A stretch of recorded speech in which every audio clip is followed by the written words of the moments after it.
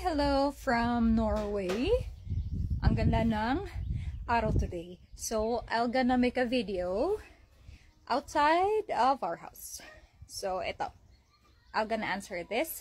Hi sis, nag-file ako ng annulment. Yung sis, paano ka nakapunta ka agad dyan sa lugar ng asawa mo? Tinapos mo ba pag-file ng annulment mo? Already replied, but I want to make a video kasi to case basis.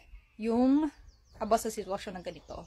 To case kasi yung iba, they wanted to be done with their annulment bago pumunta sa bansa ni AFAM kasi nahihirapan sila sa long stay visa. Sa sitwasyon ko naman, it wasn't that difficult.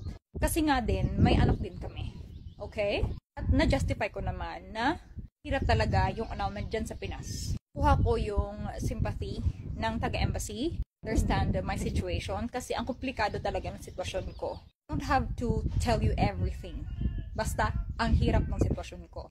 Very thankful ako na they let me stay here. Gave me residency. Okay? Pero sa iba, it's complicated. Kahit nga mag-apply ng visit visa, nahihirapan sila kahit may annulment sila. So, depende na yan if how you gonna process your papers. Sa akin naman, thankfully, lahat-lahat ng mga kasal pa, I'm telling you, lahat-lahat ha, lahat-lahat, nakakuha sila ng approved visa. Siguro kasi, alam ko yung sitwasyon ng kagaya sa atin.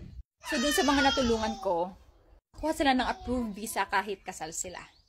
Yung mga pumupunta dito sa sa Europe, Norway, Belgium, Germany, nakakuha sila ng approved visa.